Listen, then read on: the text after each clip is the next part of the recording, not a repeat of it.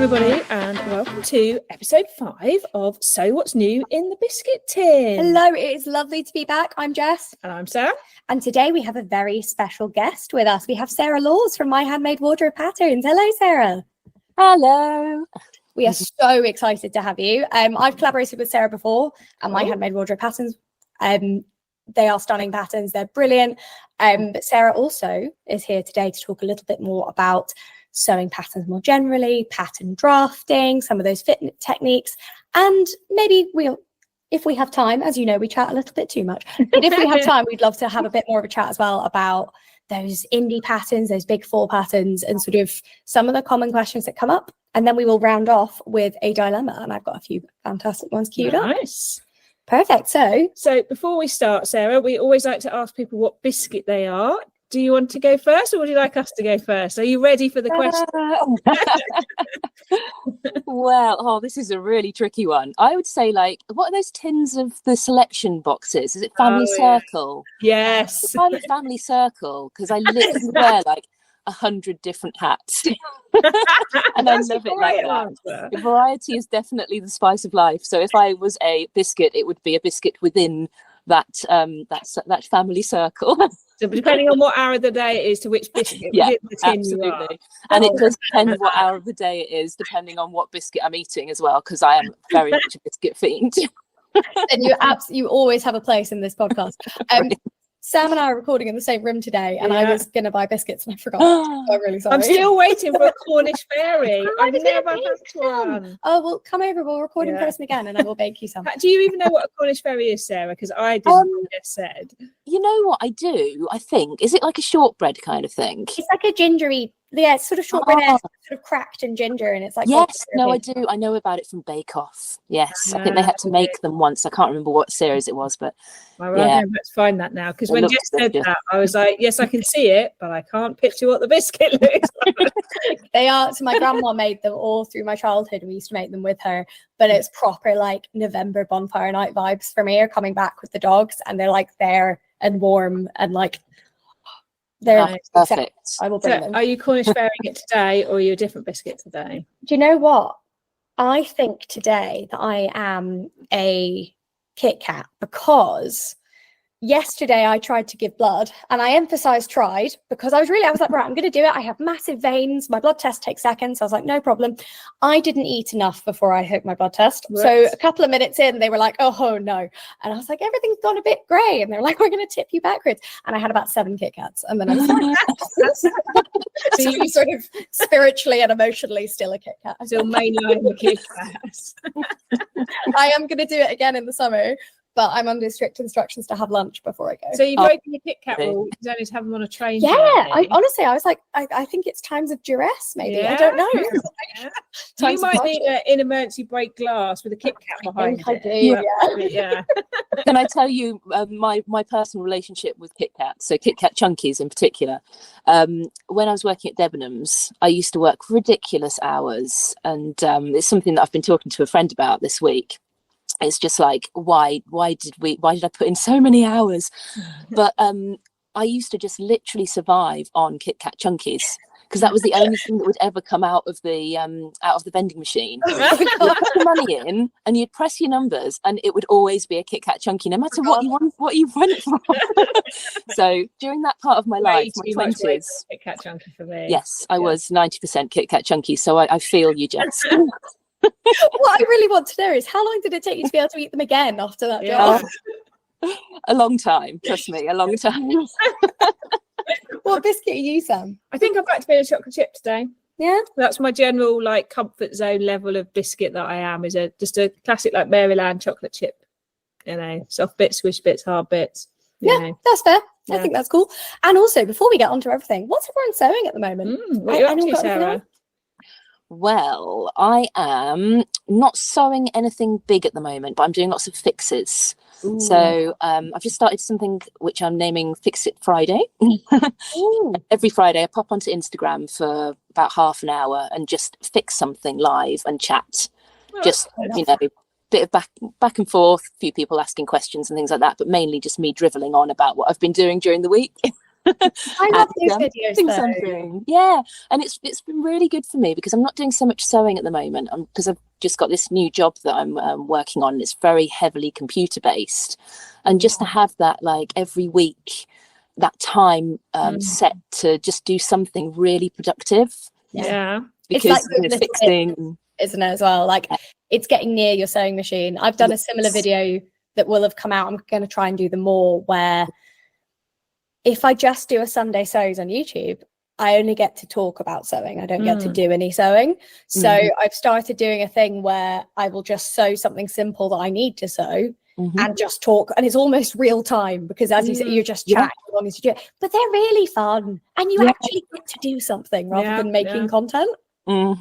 Yes. Fan of that. Yeah, I think when I do the virtual socials, it's a bit like that. Because when I'm hosting those, I'm kind of sewing whilst looking after everyone, and it is quite nice. And I always pick something a bit more straightforward for that as well. So, yeah. I mean, the first thing I made at one of your in-person socials was another funnel neck jumper.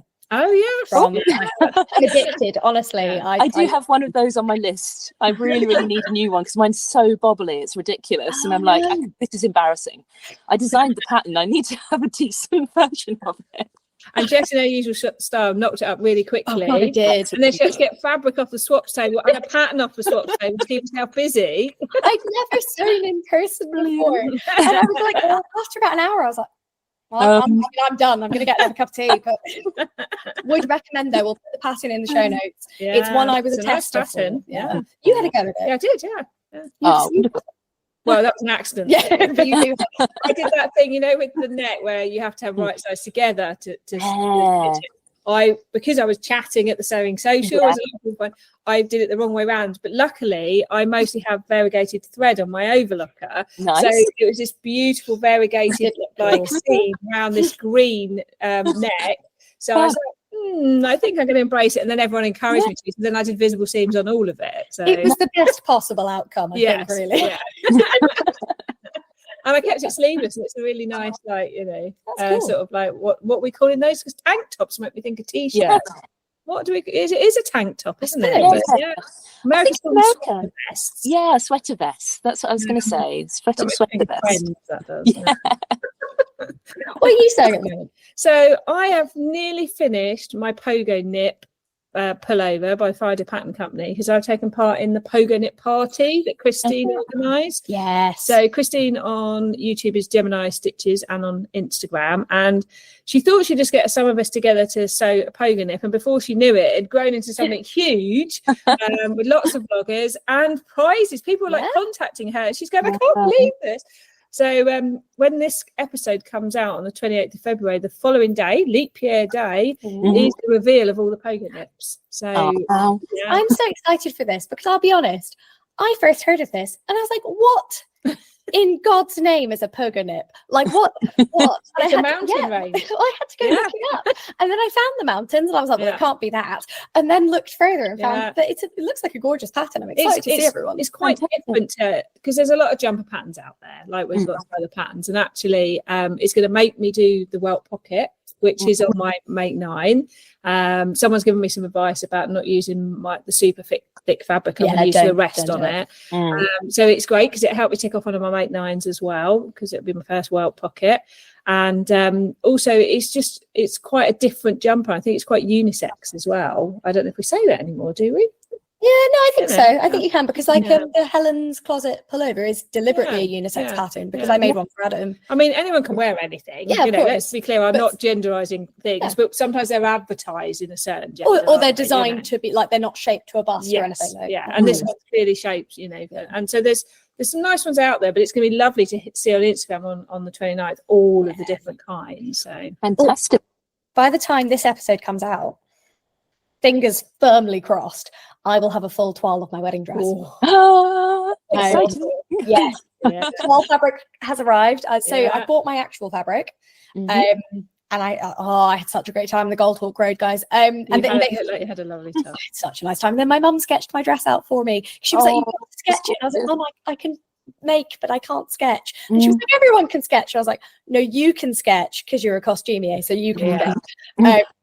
but now I have a little sketch on like a piece of notebook paper, and I'm going to frame it, I think, once I'm done. Yeah. Oh, that's lovely. But I have 4 meters of acetate satin as a toile fabric, which, as Sam knows, I'm allergic to toiles. So you seriously appreciate it, making a toile of this. Yeah. Well, I haven't. For my sister's wedding bridesmaid's dress, I didn't make a toile because I'd already made the pattern up, but I made it in a completely different fabric and changed the skirt quite a bit. And I really wish that I had toiled it, because the weight of the skirt pulled the bodice down. It just didn't quite sit right. It gaped a little bit. You know, you're gonna. Don't be afraid of doing a toile, and perhaps a second one. I was just going to say that, or even a second part on the bodice. Or I think particularly for this one, I am sticking 3 patterns together. Yes. And I'm not going to say too much about which patterns, because once we're married, I'll release the whole vlog series of the whole thing. But the front is 1 pattern, half of the back is 1 pattern, and then I needed a pattern with a train, which is hard to find actually. But I found one with the right length as well. Yeah. Trains, I was like, I don't know. However, I did have a moment when I was trying on wedding dresses where the dress I love, and I'm not replicating, but I'm building upon as a style I really like. Was $2,500. And I was like, well, of course. You could see through the sides. You could see the seams. Wow. And I was like, what? $2,500. And you haven't even you could have French seamed it. Yeah. That wasn't French seamed. No. Oh. And things it's such a fancy shop as well. That's because most people buying them don't know those things, do they? They should. They educate themselves.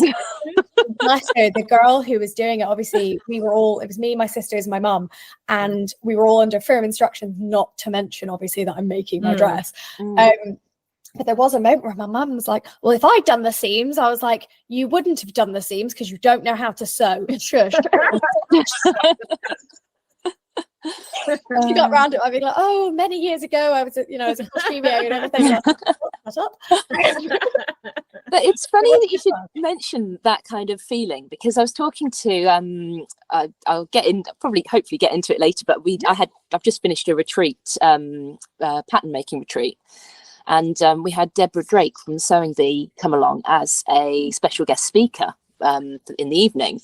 And she is a fascinating lady. You have to get her on the podcast. She's wonderful. Is she lives in Wales? Yes, she does. And she's really how I think of people. Well, she's really into Chanel. That's like her favorite designer. And we were talking about how we really want to replicate the skills and the techniques used by these high-end designers, but there's still this little bit of a fear, a little bit of a imposter syndrome that's like, I can't go in and look at the clothes, I can't get close to the actual clothes. I want to replicate Chanel, and I think if I gave myself the time and the kind of skilled myself up, I would be able to do a good job at that. But I need to just get over myself, go into a department store, pick up something that's a designer garment, and just look at the insides and see how it's thing. And I used to do that. I don't know why. I've kind of it's definitely an imposter syndrome kind of thing. I think part of it, one of the huge reasons I wanted to go, I spent all day pretty much trying on wedding dresses, and then I went fabric shopping. We had lunch, my sisters peeled off because that was them done for bless them, they put in a shift, they don't shop the way I do, or my mum does, they don't have the stamina, but they were fantastic, they gave really good opinions. I'm so happy they were there. But as we got through, I tried on so many dresses, and I have to say, some of them I was like, I don't know where to start with this, but a lot of them I was like, oh no, I can do this, or that's not even finished, or there were moments where I was like, this actually will be fine. And I'm so happy actually I ended up liking something similar to things I've made before. But I would love to hear more about the pattern retreat side of things and events you've got coming up, because I really wanted to go to your first one in January, but it was my birthday, so I couldn't. I was trying on wedding dresses actually at that exact moment. But can you tell us a little bit more about all the fabulous events you're doing and workshops and everything? Of course. Well, I have I wouldn't say bitten off more than I can chew this year, but I've definitely filled up my diary. I'm with you there. I was got to the end of January, and I was just like, wow, that's only January. I've still got the rest of the year to get through. But it's all good. I love being busy. I really do. I didn't do quite so much last year because I was working in a college, but I've now got a new job, which is working for Charm Patterns in America. Oh, amazing. Wow. So fantastic company to work for. The training has been amazing. Oh, brilliant. Basically artworking their patterns. Nice. So it's a very technical job, but it allows me to then have the kind of creative side of things that I have with my handmade wardrobe and my events and my teaching and that kind of thing. So it balances really, really well, or it will do once I've got my head around it all. But yeah, before I started that job, I set out my calendar for the year, and that included the retreat, which was at Winstanley House in Leicester. And 9 ladies joined me for 2 and a bit days of pure pattern cutting. So they learned how to draft a bodice. They started off learning how to measure themselves correctly, because that is the ultimate absolute must have when it comes to pattern cutting. And then they made their bodice blocks, and we fitted them, and I showed them how to do a proper fitting, how to annotate their fitting, like make fit comments like you would in industry, and then transfer those onto the pattern. And then I was also working with a wonderful lady called Kath McBean, and I've been teaching pattern cutting with her for, I don't know, maybe 3 or 4 years now. And yeah, she taught them how to manipulate darts, Brilliant. to like take darts and put them into pleats, gathers, move them around the body, that kind of thing, which is basically the absolute kind of starting point for pattern design. Once you know how to do that, you can create so many different style lines and silhouettes and everything. So, which is it's such a simple thing, and it changes so much. Like I did it was like a couple of hours workshop, so really just scratching the surface at the Knitting and Stitching Show a few years ago. And I want to say it was with the Carolyn Rose School, maybe. It was someone else, because I've still got the booklet. It wasn't Helen Rhiannon, was it? I don't think so. But do you know what? I was so new to the sort of sewing community at that point.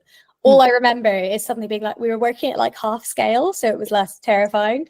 And actually, like, I don't know, it's just this something where you're like, oh my God, I can just put all this volume up there. Or like, it was so... You can create the shape that you want, like that's in your head. Wild. I do think it's so empowering for people, even if they don't want to create their own patterns, to understand how much you can affect a bought pattern for your own body. Because so many people, I think, from what we read and are hearing from our podcast listeners, is the disappointment when you make something and it doesn't suit your body. But it's a bit like when I was buying shop bought clothes. Most shop bought clothes didn't fit my body either.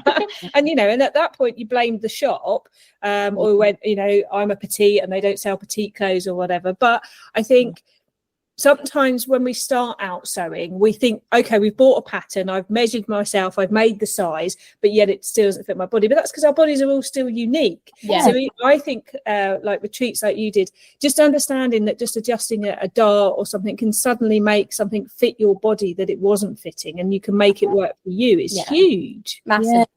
And I think for the other ladies to see each other getting fitted was really empowering as well. Because, I mean, that one lady said at the end, she was like, it's amazing how many different alterations we had to make, and we all needed alterations. There was one lady that the block kind of fitted just about perfectly, and she was a bit disappointed. She was like, I haven't got alterations. Help your friend. One that doesn't fit, so I can do the other. Exactly. But they can then take those alterations that they've had to make and apply them to shop bought patterns as well. They don't have to use their block and start from scratch every time. But if they want to, they now have the tools to do that. Exactly. And that's what it's all about. It's about giving people the tools to then make the decisions about how far they want to go with it. They can make their own patterns from scratch, or they can just amend a pattern, hack a pattern, but they've got the confidence to do it. Yeah, and I think it took me years to realise that every pattern company is based their pattern on a different height and different shaped body. Because it's not something that's hugely talked about. And it's the same as clothes. You know, we know, if you read anything about fashion or done any training or anything, we know that they're based on certain body types. But if you don't know that, we're still led into this, but I don't fit, rather than it not fitting me. Yeah. And I think, you know, when you realise that like Seasons of East designed for like a 5'7" person, as 5'2" women, we suddenly have a moment of But you know what though? So there's two things to say on this, because I've been looking at patterns recently. Vicky Sews do heights. They're full length dresses, and it's my favourite thing, because there is a 5'1" to 5'3" height bracket. I still struggle with their patterns though, because you're like having to commit to one. And and my body, I'm at an age in my life where my body is probably like everybody, evolving. And so I find that if I'm committed to ordering one size PDF, I don't want to commit to that. No, that's But I do like the fact that they do the heights. There's not many pattern companies that do that. Well, because it's a waste of fabric otherwise, I find. Like, I get a pattern and say, you need 3 meters. I'm like, oh, but I don't. Yeah. Like, and that's, then I'm suddenly left with 1.5 meters of weird, you know, like, it's sort of, I wish there was, or it was in bold more of like, you know, what were those trousers I had to cut? They're a big 4 one. I had to cut 7 inches off the bottom. Wow, that's crazy. But also, it's like, it's not, we sometimes think, you know, I've got to cut it off the bottom, but actually, like, I really like Closet Core because they give you so many measurements to measure out to try. But even so, I had to do one first to go, oh, I should have read all that, because I'm not a big fan of reading all the waffle. But actually realizing that, you know, a pocket for a 5'7" person is very different from a 5'2" person. You know, I need to scale everything down, not just cut it off the bottom. Yeah, definitely. And just things like I've had to learn to embrace doing a full bottom adjustment and loving that. It's quite confronting otherwise, isn't it? I Definitely. think it's so important. And are you doing more of these pattern block workshops through the year? Yeah. So I'm teaching at Carolyn Rose School of Sewing, and then the next one is actually a bust adjustment workshop. Nice. So I'm making a simple sleeveless top, and I'm just going to concentrate on teaching them how to do a darted bodice adjustment and a princess seam adjustment. When is they do this half? That is, it will have been by the time that this podcast comes out, but I think it's the 16th of February. I think. So I think it's a good point to say, if anyone's interested in Sarah's workshops and where she does them, do you want to tell everyone where it's easy to find them? Of course. So it's Carolyn Rose School of Sewing in Leamington Spa. Really, really lovely place. I mean, if you've not been to Leamington, it's worth going for the day anyway, just to have a lovely time.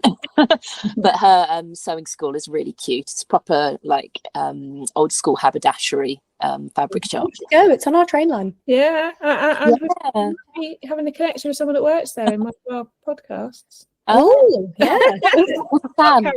Sam works there, and she's absolutely wonderful.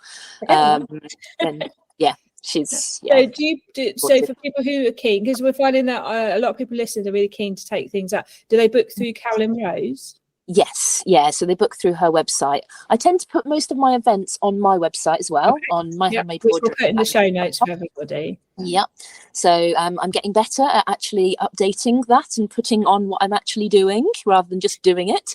I'm with you there, though. You're just like, but I'm already doing it. Why do I have to also, can't someone else know and just update this for me? Exactly. Can't the world just be psychic? Come on your website, and I've definitely seen you on Instagram as well. Yeah.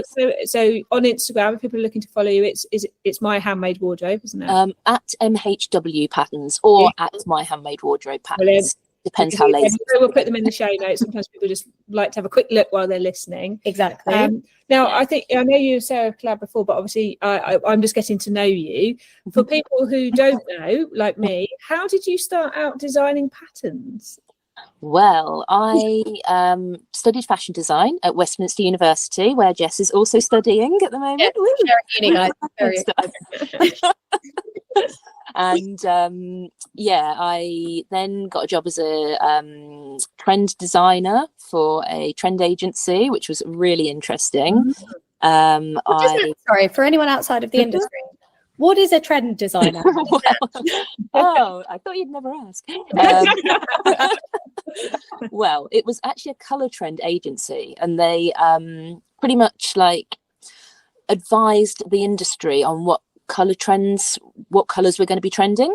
Oh, And wow. it was really interesting because obviously, like, you've got catwalks and you've got fashion that leads fashion, so high end fashion leads high street fashion, but you've also got a lot of things going on in the world, like films that are coming out. When the Olympics was coming out, even the people that were sponsoring the Olympics, you know, the colors that they were associated with then became quite important in fashion and in other things. Well, you see that this summer with summer just gone with Barbie.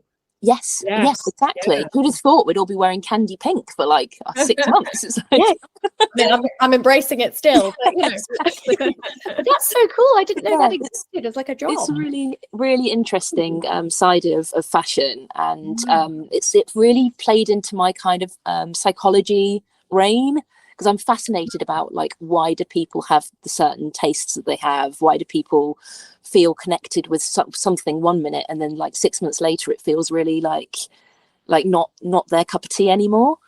So bit like, you know, me being a different kind of biscuit every day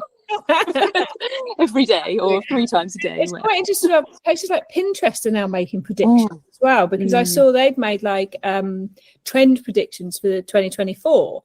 And so they were looking at, a bit like Google does, looking at like search data, pictures people were gathering. But then the predictions can become the reality just because they were the prediction. Exactly. Like, which came first?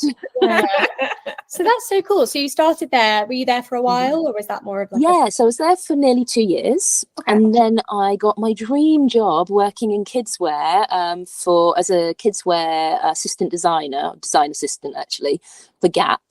Oh, wow. Which I was promptly made redundant from. They decided to close the London office. Yeah, Gap's been quite an evolution, hasn't it, in the last sort of 8 years? And it was a real reality check, actually, because I was so excited. Obviously, my first design job, that's what I've been leading towards, and then, you know, it wasn't, and it was a bit like, oh my goodness, you know, is this the industry that I'm going into? Wow. So then I got a job in ladies' wear as an assistant designer for Debenhams, which was really interesting, really, really hard work, as we've discussed previously with the Kit Kats, late night Kit Kats. But I did learn a hell of a lot. I decided that my time in London was done and dusted when I realised I was spending more time worrying about what I wasn't doing rather than enjoying the things that I was doing, because I love London, I really do, but it is serious FOMO, like, all the time, unless you decide to really be in the moment. I decided that I was going to move back to Leicester, where I'm originally from and where I am now, and I then got a job with a supplier, which again was the most interesting month in the worst way. It was terrible. Suppliers, really? There are some terrible suppliers out there. Yeah, really, really horrible company to work for. So what sort of suppliers is that? Sorry, what sort of suppliers is that? Is that like fabrics and stuff, or is that?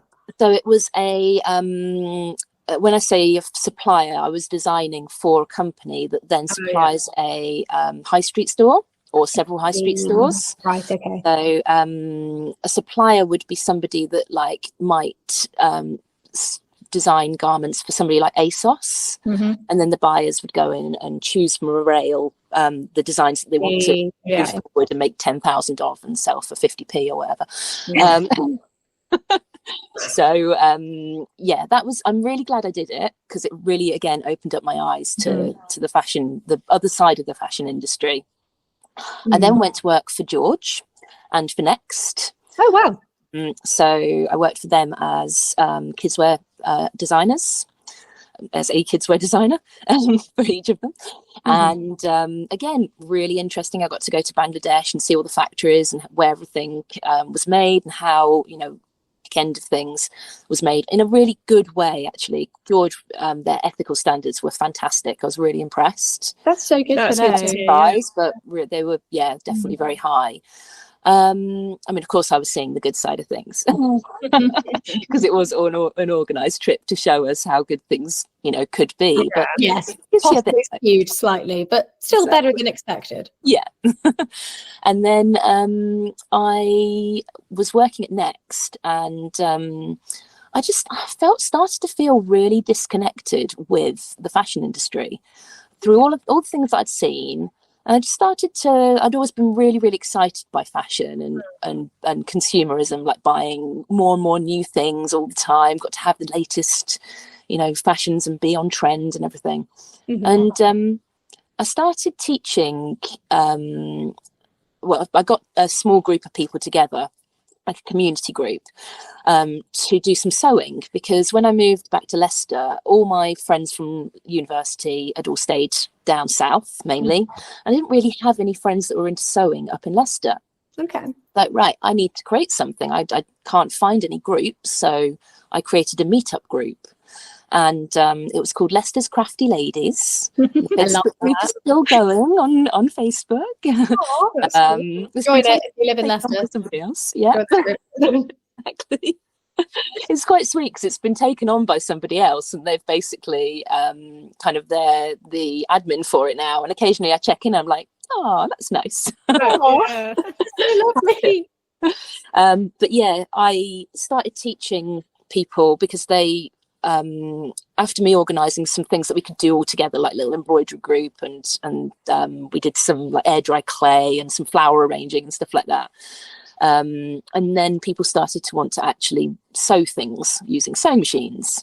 So I got a few. I'm trying to think what order it went in. I started getting groups together to do things like making pajama bottoms, which was a real eye opener.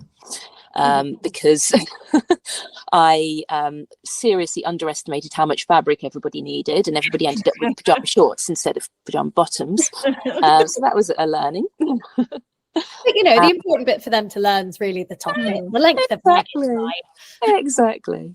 And then so basically I just started teaching people how to sew, and then I got my own little studio. And then in 2015 I opened a shop with my business partner Freya. Yes. Crafty So and So, and we ran that shop until just during COVID, actually, 2019, when we moved to a studio. Mm-hmm. And everything kind of changed up after then, really. But during that time, we decided to launch a pattern range called My Handmade Wardrobe Patterns. Sorry, Sam, finally getting to the answer to your question. It's really so interesting. It's so interesting. Top quality podcast guest right here. I'm quite old now, so I've got quite a long story. And every time I tell it, there's more. But I started the My Handmade Wardrobe Patterns just basically because I wanted a really reliable range of patterns to teach in the workshops. Mm-hmm. And I wanted to not have to be grading up on the hoof, basically. I'd have people come into classes and we'd have patterns from the big four, and they'd say that they were, up to size 18. But the reality of it was the person that came to me for the class might fit in an M&S 18, but they're going to be more like a 14 in the big four patterns. Yeah. So it was really frustrating. And I was just like, I need something reliable. I want to be able to teach them to sew. I don't want the first conversations to be, feeling bad about their body. Yeah. Absolutely.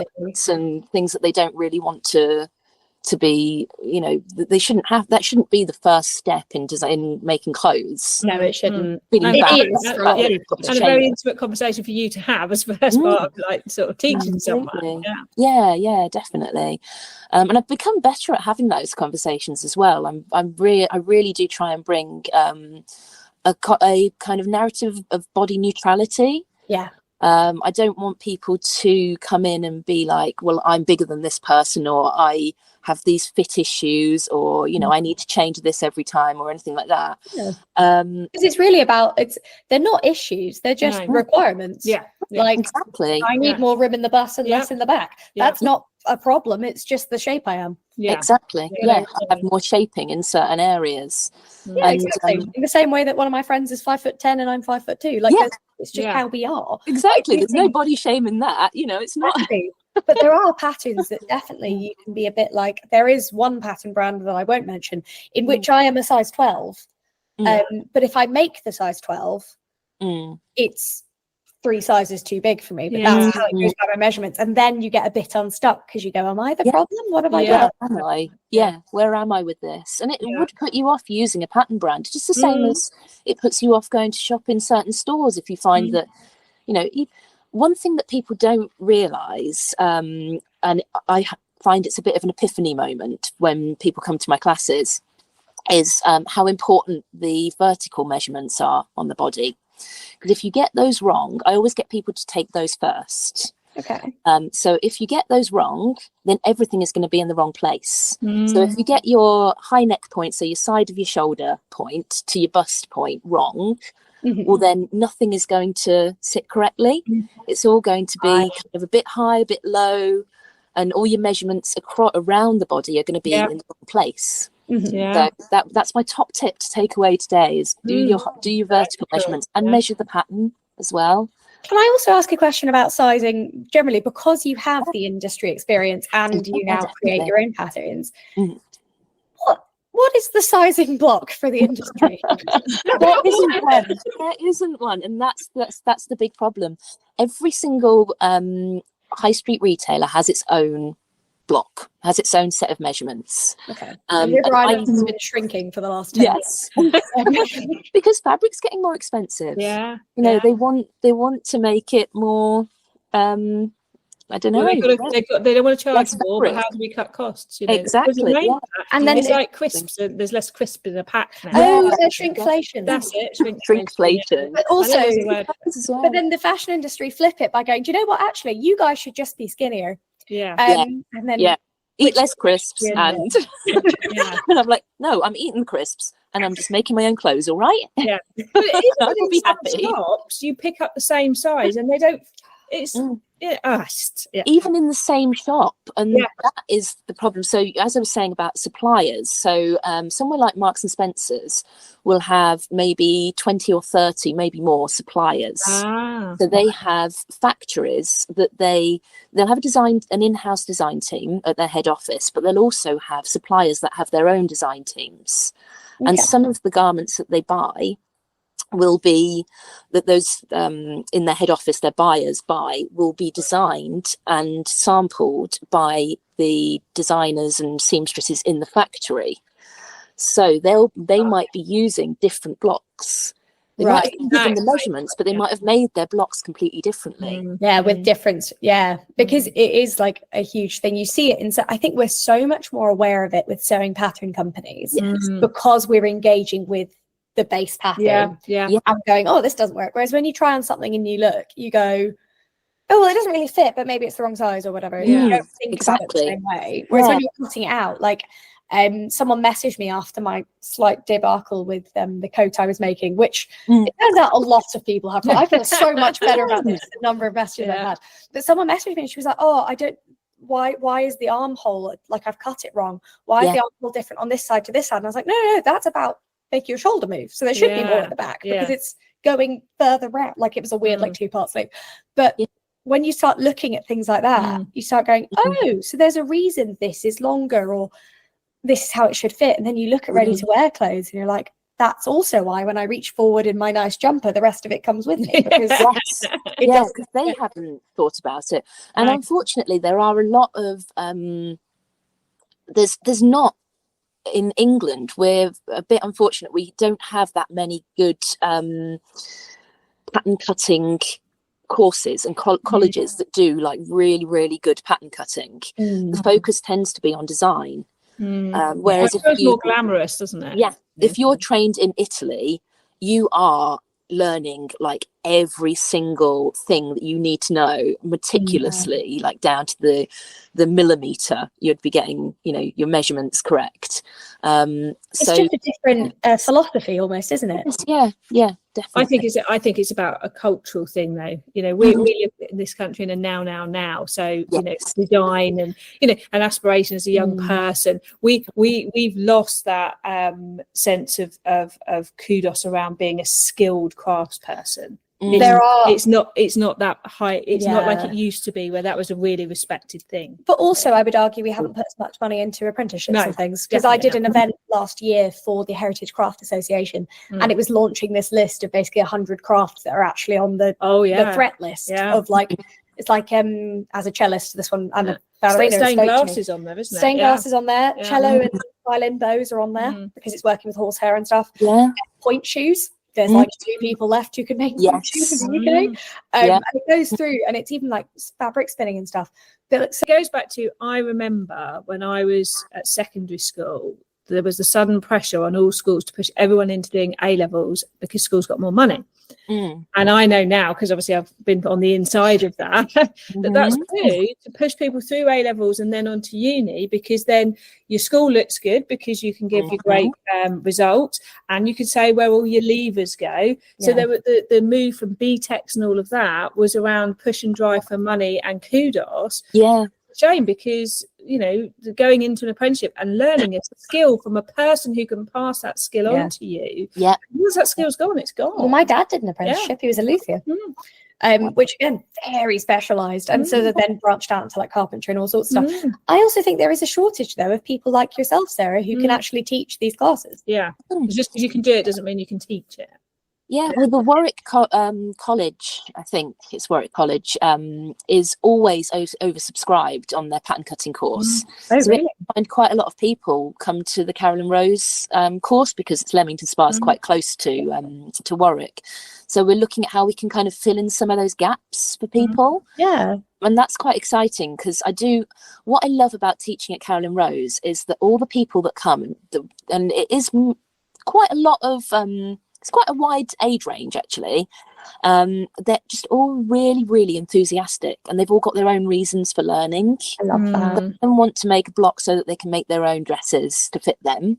Some of them have really interesting fashion ideas, and they want to kind of push that side of things.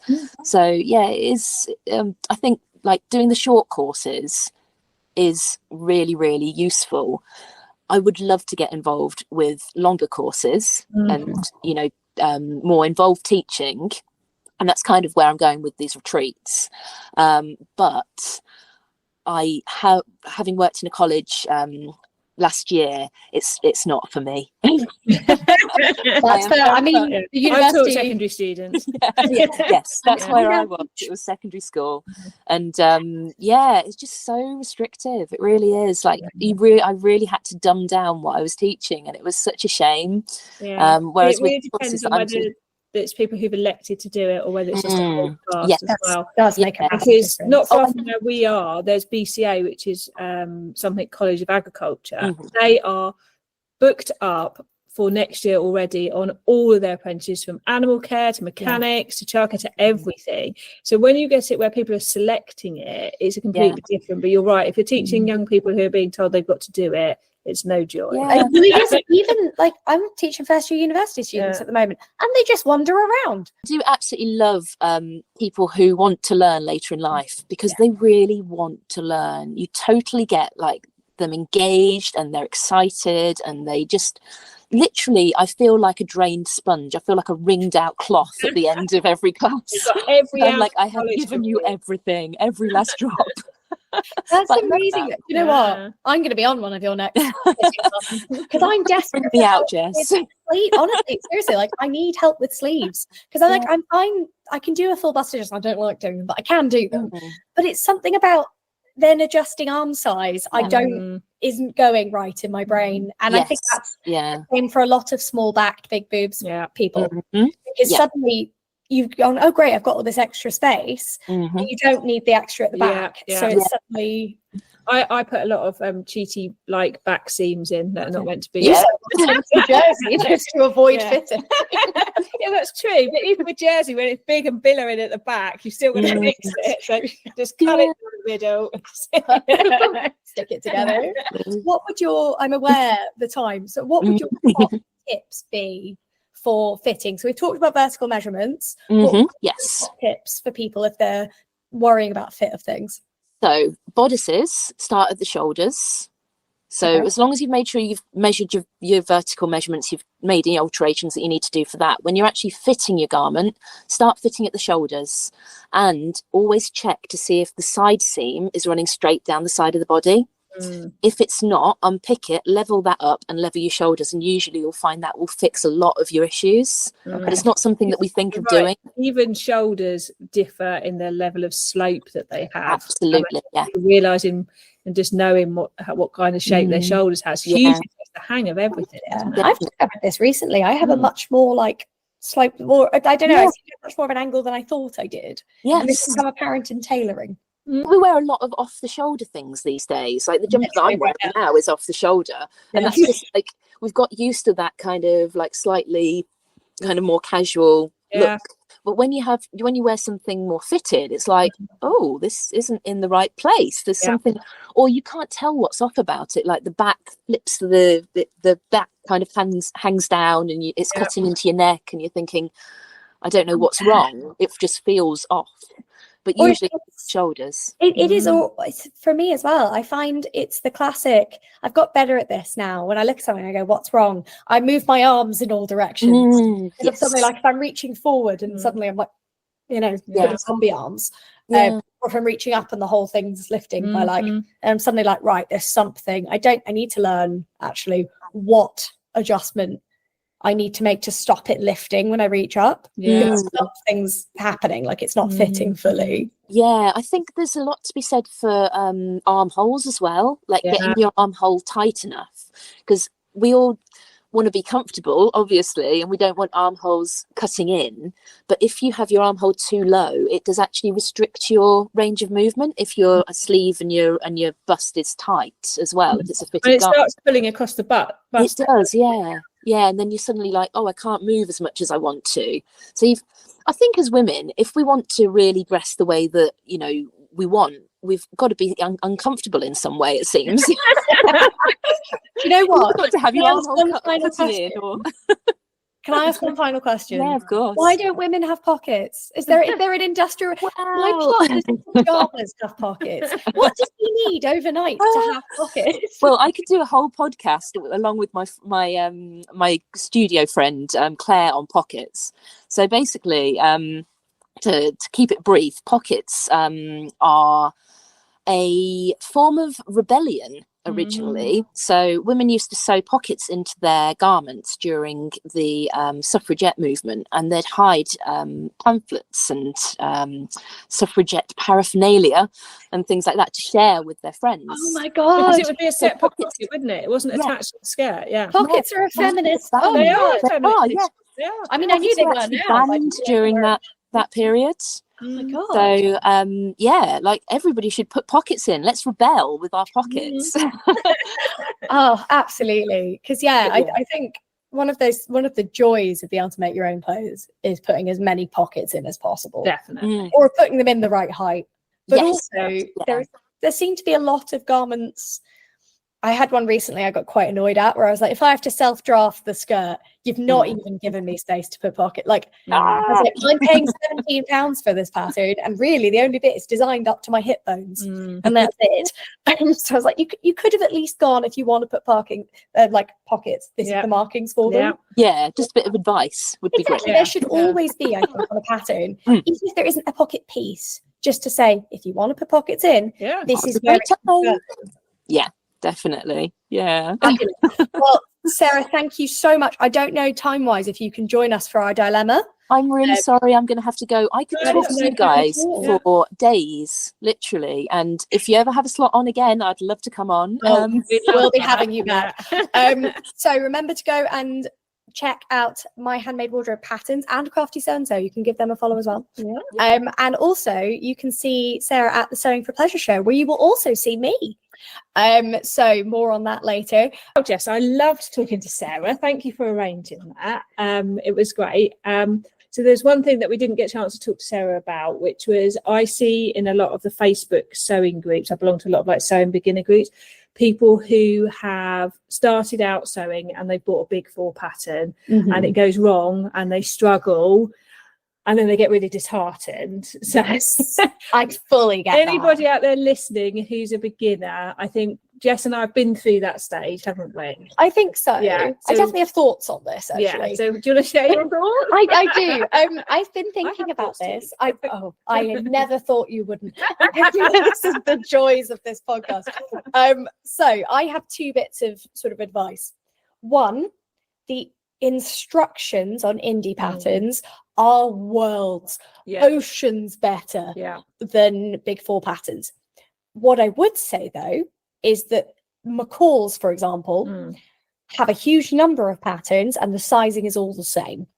So you will find less sizing or block consistency if you swap between indie patterns. Yeah, definitely. So, for example, if I'm going to make a big 4, I'd always rather make a McCall's one because I know they fit my body. Whereas Vogue can get in the bin, really. Like, I can't, it doesn't work for me. Like, using Sarah's advice, it might now work for me. So if you're going to commit to a big 4, commit to one brand to start with. Exactly. Yeah. But even then, remember the instructions will tell you a third of what you need to know, and they will be utterly like, I don't look at the instructions when there's so much, and I know we've said it before, so much assumed knowledge, like, and put the invisible zip in the way you usually do. Yes. Like, hang on a minute, I've never put an invisible zip in. I don't have a usual way.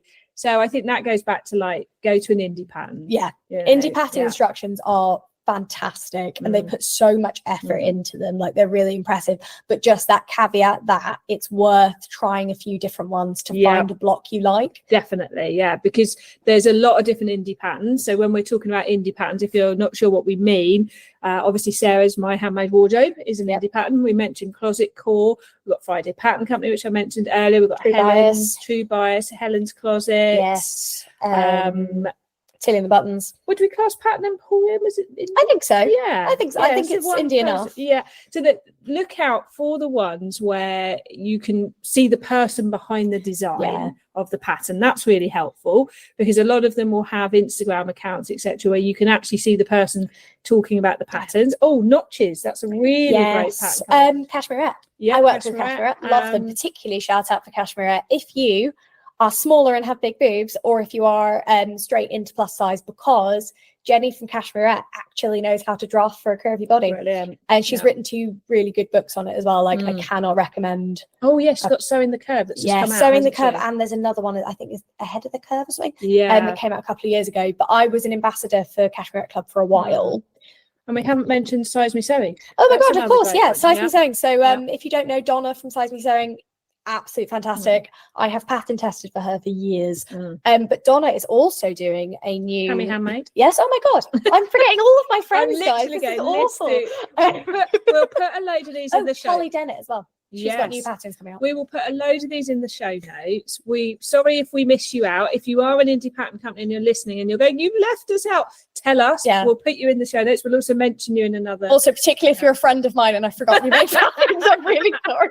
But what I would say is so many of them, the instructions are super step by step. And also they do a lot of sew-alongs and they have real people do the pattern testing. So like Jess, when she's talking about pattern testing, a lot of these companies will put a call out in places like Facebook and Instagram saying, apply if you want to test our pattern. So they're actually asking real people to really sew it before they release it. I mean, I'm testing for Tammy Handmade at the moment, which makes it even worse that I forgot. I'm sure she will forgive you. I'm sure she will. But the great thing is that means that Tammy has designed something and she's not then released it. She's then given it to real sewists and gone, how do my instructions work? How does this fit on your body? And then she'll make her final amendments before releasing it obviously, as we've talked about, there's no one perfect fit, but the instructions, and I know because I've heard Jess talking about it, how much she looks carefully at every step. And if it doesn't make sense, she'll let them know. So I'm simultaneously the best and worst person to review instructions. My PhD brain comes out and I'm like, should that be a comma? But we do that so that you guys can pick it up and sew it immediately. And also, most of the indie pattern companies, they will have a whole A4 sheet telling you what the finished measurements are, not just what the garment are. While we're on finished measurements, top top tip from us, because it took me several years to find this out and much screaming. On the big 4 patterns, the finished measurements, for some reason, are on the pattern pieces themselves, nowhere near the rest of the measurements. Yeah, so you've got to unfold every piece of the pattern to find it. And then you've got to play that horrific game of folding it all back up afterwards. And then you find out you've cut over the measurements, so you don't know half of them. And sometimes then they're not even there. Yes. It is a bit of a hit and miss. Yes. So do remember, for new people out there as well, that when you read the measurement that they're telling you is the size to cut, that doesn't mean that's the finished size. And that's the great thing about indie pattern companies. Like I was saying earlier in the episode, like Closet Core, they're telling you what the rise is and all. Because Maison Fauve are fantastic for this, one, because I made the Hussard jeans, which I'm going to make another pair. I absolutely love them. But the measurements for that is your waist, your top hip, your full hip, 3 inches of your thigh, 10 inches of your thigh, which is an absolute pain to do, but they're the best fitting pair of trousers. I didn't have to make any adjustments because it meant I could actually pick the size. And grading between the sizes, that's the thing, that it's so empowering when, like I was saying, like it's not, I'm not saying Vicky says don't great patterns, but I want to be able to grade between multiple sizes. Between multiple sizes. And if you're, like my calves are bigger, so I'd need to grade out there. So remember, you're finding what fits you, not what they tell you should be in. Exactly. And I think big 4 make that so much harder to find. That doesn't mean they don't have interesting patterns. They make it harder to find those things. The flip side, though, I would say, and this is something I've noticed recently, big 4 putting markings on pattern pieces. Yes. And this is something, if you're an indie pattern company listening, I would love it if you would start doing this. Please put bust apexes on patterns. And if, like as Sarah's saying, that you've got to start and measure down from the shoulder, how can you measure to the bust apex if they haven't told you where they plan it to be? Yeah, because you can measure your own, but you look at the pattern piece, at least on a big 4, and I have to give them this, the markings are there, the shorten and lengthen lines are there, all that and kind of stuff. Some indie patterns are really good at the shorten and lengthen lines, others are not. So some offer you much wider variation of like a pattern. So for example, like the Friday Pattern Company patina blouse, giving you 2 lengths of cut for the blouse. Because if you've measured, and like myself, I know that my bust sits higher, which is why when I buy things in shops, they're always too low. But that means I could choose the higher version on, that sort of thing. The other thing as well, I'm just getting it all out today. If pattern companies are listening, I would like you to add a measurement to your chart. I would really like you to start adding the high bust you have drafted it for, because for me, I'm a 31 high bust and a 36 bust. If I know it has been drafted for a 31 high bust and like a 34 bust, I will do a full bust adjustment. So some companies though you can get 2 versions of the pattern, can't you? So for example, I know with the Friday Pattern Westcliff dress, there's a B cup and a D cup. CD cup, and I'm trying to remember who makes the floor dress. I'll have to look it up. You buy a different bust size as well, which is brilliant. And I love that. Cashmere do actual bra, like normal, not dressmakers cup sizes. They do normal cup sizes. So fully recommend that. But yes, if you are a beginner, our top tips are indies are better for instructions. If you are going to do a big 4, don't beat yourself up if it doesn't go right first time. Don't beat yourself up if you don't understand the instructions, because I trust you, no one else does either. Bella loves patterns. Bella loves patterns, yes. Yeah. So I think now with Max lyrical about that, we should get on to the dilemma. So what have you got for us today, Jess? Right, we are going to do a speedy dilemma today. Although lots of you love the longer episodes, so hopefully you still like them. Your feedback about liking some mini episodes. Yes, so we've listened. We're working on it. We're working on it.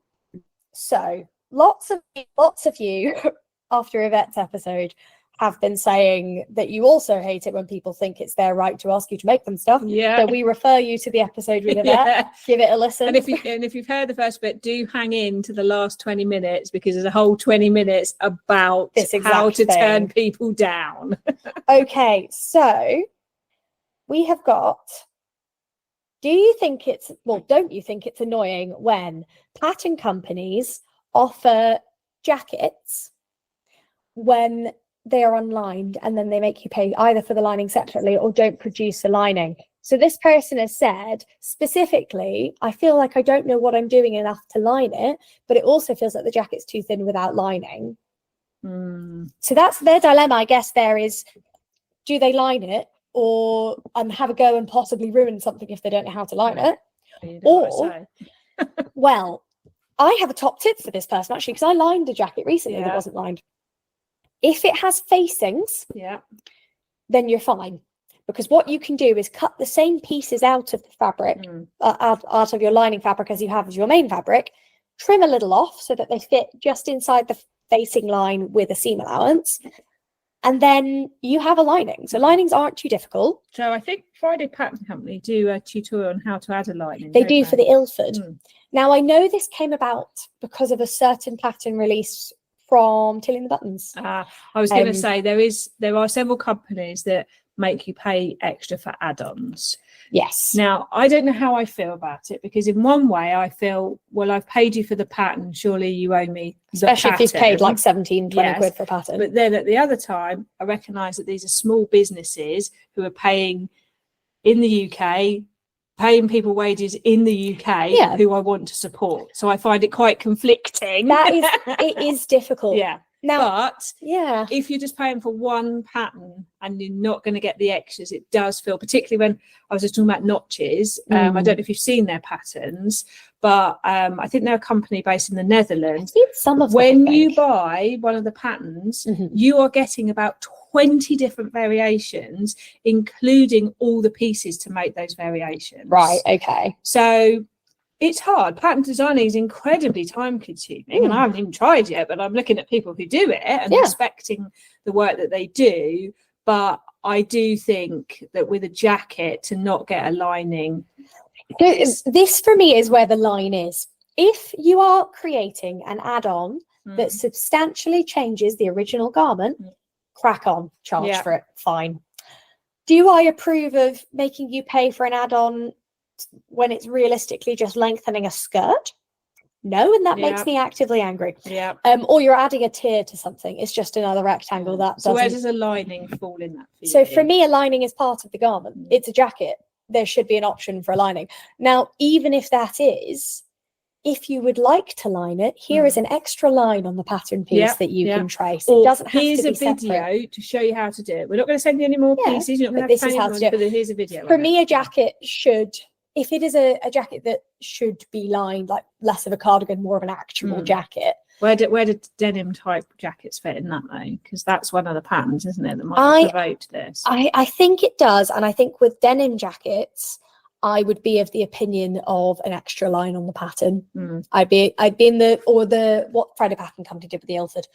Now, what's interesting with the Ilford is they saw people weren't necessarily asking for a lining, but they saw people kept lining it on Instagram, and they went, "Oh, guys, this looks really cool. Here's a tutorial of how you can do it." They didn't re-release the pattern, but they recognised the need. And I do think there is that relationship with your customers that I think it's really hard. And, you know, I don't know that there's a right answer to this, but I think that's where some companies stand out, is that relationship of saying, look, we appreciate that you've bought this pattern for 17 or whatever pound, so we don't mind giving you a few bits, like a few bonus help with it. I think it depends on the price of the pattern as well. I was thinking that, because if you're getting a freebie or it's really cheap, then that's different. Or if it's like a £7 pattern, you kind of expect it to not be lined. I think it's like everything in life. If we get something cheap or free, we shouldn't expect the same quality as if we pay something expensive. However, but that's not always how the companies are viewing it, but that's kind of my expectation. I wouldn't necessarily expect a dress to be, but then I think it's also about the type of garment. So I wouldn't expect a summer dress to come with a lining option. No. If you are selling me an evening dress pattern, I would absolutely expect that to come with a lining, and I'd be hacked off if it didn't. Yeah. Because once you're at that level of sewing, if there's, for example, a zip, you don't want a ragged inside in your zip. No. And that's something, the pattern, if they're skimping out on that, to me is not putting the I would rather pay a little bit more for a really thorough pattern that I get a garment, particularly with evening. You have to recognize what your customers are going to be spending, I think. Yeah, I think so, because if you're buying a straightforward sort of pajama trouser, you shouldn't pay as much, because it hasn't taken as long to draft that, test it, build it up, as if you're buying like a beautiful bias cut lined evening dress. Well, exactly. So we should expect a variable price point as well, and I think we should expect a variable price point. And also, though, I think companies should respect the people buying. Yes, because if you are making an evening dress pattern, there is then an assumption someone's fabric for that's going to be around 20 quid a meter. They are investing both in buying your pattern and the fabric to get the finished product. So I think there is a level of sort of going, well, if I were to buy this in a shop, it would have a lining. So there should be a lining. If you're making a coat, it should always have a lining. Yes. Jackets are awkward, but I even just think putting a line in your instructions saying, if you want a line, this is how you do it. I think it's the height of cheek to charge you for the lining. Yes, because why would you have not given it in the first place? Exactly. If it already exists, why isn't it in the pattern? And that's what people feel, because if it's suddenly released not long afterwards, then it feels like people have been trapped into committing to something. Exactly, because they go, well, I bought it assuming there was a lining, because in the photos it has a lining. Does it? Or some photos that were shared, I believe it has a lining. Okay. And that is tricky for people, this person. You are not wrong for feeling like that. No. I'd never say anyone's feelings are wrong. No. But you're not wrong for feeling the way you do. It is annoying. It is something that potentially isn't the best way to do it. And you can see that from how annoyed everyone else of the sewing community was. And I was going to say that, everyone, your feelings are valid. And actually, if in an appropriate way you reach out to a pattern company, sometimes you might be surprised by the reaction. That is also true. But I would say, I wouldn't do it in a public way. I would be reaching out to them with an email or a direct message on Instagram, just to say how I felt, and because they won't know if we don't tell them. They're not telepathic. Yeah, and so we're not using this podcast to try and make people change things. Oh my goodness, no. And actually, that's why I would say that we're giving advice, and my advice would be is if you get something and you're disappointed, give that person the chance to rectify it. Yeah, and they won't know if you don't tell them. Exactly. Yeah. And also it's okay to ask. It is okay to feel a little bit hacked off.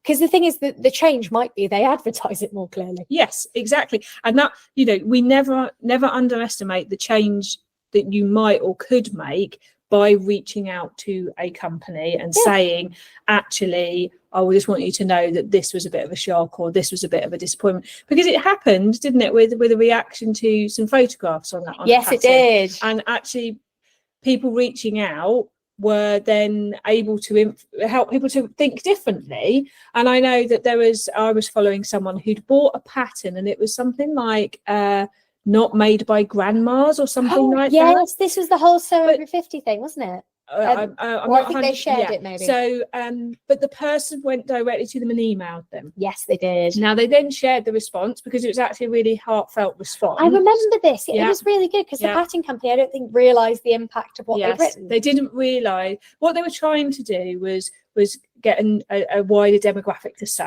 Exactly. Because a bit like my stepdaughter was 15, she rolls her eyes at the thought of what I do, and that's okay.